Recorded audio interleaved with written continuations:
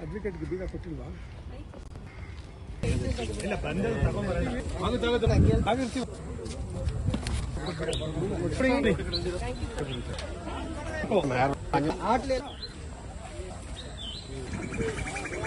Mobile ತಗೊಂಡಿದ್ದೀರಾ?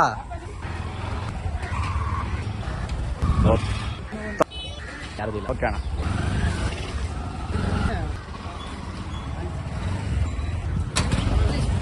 ತಗೊಂಡು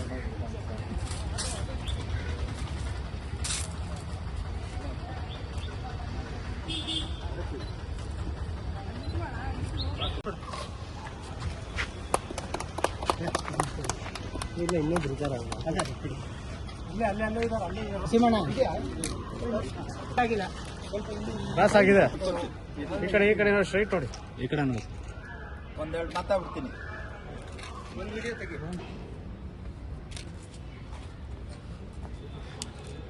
logo ಕೊಟ್ರೆ ಕೊಡಿ, ಇಲ್ಲ ಅಂತ ಹಂಗೆ ಮಾತಾಡಿ.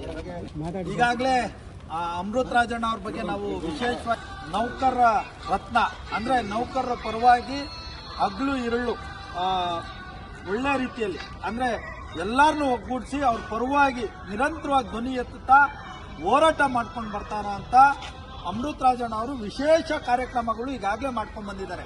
ಅಂದ್ರೆ ಇಲ್ಲಿಂದ ಎಲ್ಲ ಬೇರೆ ಬೇರೆ ರಾಜ್ಯ ಹಬ್ಸಿದ್ದಾರೆ. ಅಂದ್ರೆ ಕನ್ನಡದ ವಿಚಾರಗಳು, ಕನ್ನಡ ರಾಜ್ಯೋತ್ಸವ ಮಾಡೋ ಮುಖಾಂತರ, ಆಮೇಲೆ ಕನ್ನಡ ಹೋರಾಟಗಾರರನ್ನು ಈ ತರ ಸಾಕಷ್ಟು ನಿರಂತರವಾಗಿ ಕಾರ್ಮಿಕರ ಪರ, ನೌಕರರ ಪರ ಧ್ವನಿ ಎತ್ಕೊಂಡು ಈ ಒಂದು ಬಿಬಿಎಂಪಿಯಲ್ಲಿ ಈಗಾಗಲೇ ಜಿಬಿ ಆಗಿದೆ. ಬಿಬಿಎಂಪಿಯಲ್ಲಿ ಸಾಕಷ್ಟು ವರ್ಷಗಳಿಂದ ಸ್ನೇಹ ಜೀವಿಯಾಗಿ ಕೆಲಸ ಮಾಡಿಕೊಂಡು ಇವತ್ತು ವಿಶೇಷವಾಗಿ 300 ಆಟೋಗಳಿಗೆ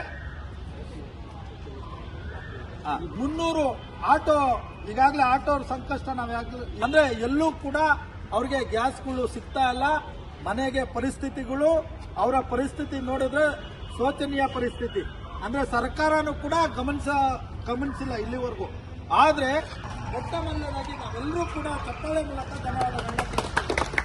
ಯಾಕೆ ಅಂದ್ರೆ ಇವತ್ತು ಇವರು ಸ್ಥಿತಿ ಏನಾಗಿದೆ, ಮನೆ ಕಟ್ಕೊಂಡು ಬಾಡಿಗೆ ಕಟ್ಟಿದ್ದೇನೋ ಅಂತ ಪರಿಸ್ಥಿತಿ ಅಮೃತ್ ರಾಜಣ್ಣ ಅವ್ರು ಸಹಾಯ ಮಾಡಿದ್ದಾರೆ. ಅವ್ರ ಶಕ್ತಿ ಕೊಡ್ಲಿ. ಇಲ್ಲಿ ಪುನೀತ್ ರಾಜ್ಕುಮಾರ್ ಅವ್ರ ಪುತ್ಥಳಿ, ರಾಜ್ಕುಮಾರ್ ಅವ್ರ ಪುತ್ಥಳಿ ಎಲ್ಲ ಕನ್ನಡ ಪರ ವಿಚಾರ ಬಂದಿದ್ದೀವಿ, ಕೆಲಸ ಮಾಡ್ಕೊಂಡು ಹೋಗ್ಬೇಕು ಏನೋ ಅನ್ನೋದಿಲ್ಲ. ಆದ್ರೆ ಎಲ್ಲರೂ ಪರವಾಗಿ ಶಕ್ತಿಯುತವಾಗಿ ನಾವು ಇರಬೇಕು ಅಂತ ಹೇಳಿ ತೀರ್ಮಾನ ತಗೊಂಡು ಏನ್ ಮಾಡ್ತಾ ಇದ್ದಾರೆ. ನಾನು ನಿಜವಾಗ್ಲೂ ಧನ್ಯವಾದಗಳನ್ನ ತಿಳಿಸ್ತೇನೆ. ಆಮೇಲೆ ನಾವೀಗಾಗಲೇ ನೌಕರದು ಅಣ್ಣ ಬರಕ್ಕಾಗಿಲ್ಲ, ಆ ಪ್ರಶಸ್ತಿ ಈಗಲೂ ಕೂಡ ನನ್ನ ಜೊತೆಲಿ ಇಟ್ಕೊಂಡು ಓಡಾಡ್ತಾ ಇದ್ದೀನಿ. ಒಂದು ಒಳ್ಳೆ ವೇದಿಕೆಯಲ್ಲಿ ಮತ್ತೆ ಕರೆಸಿ ಕೊಡಬೇಕು. ಯಾಕೆಂದ್ರೆ ಇಂಥವ್ರು ನಿಜವಾಗ್ಲೂ ಮಾದರಿ, ಈ ರಾಜ್ಯಕ್ಕೆ, ಈ ದೇಶಕ್ಕೆ ಇಂಥವ್ರು ಮಾದರಿ. ಯಾಕೆ ಅಂದ್ರೆ ಸಾಕಷ್ಟು ನೋವುಗಳಿರುತ್ತೆ. ಒಬ್ರು ಅಧ್ಯಕ್ಷರಾಗಿ ಒಂದು ನೌಕರರನ್ನ ಮುನ್ನಡೆಸೋದೇನು ಸಾಮಾನ್ಯ ಅಲ್ಲ. ಆಮೇಲೆ ಒಬ್ರಿಗೆ ಸಹಾಯ ಮಾಡಬೇಕು ಅಂದ್ರೆ ಸಾಮಾನ್ಯ ಅಲ್ಲ. ಮುಗಿಸ್ತೇನೆ. ಜೈ ಹಿಂದ್, ಜೈ ಕರ್ನಾಟಕ.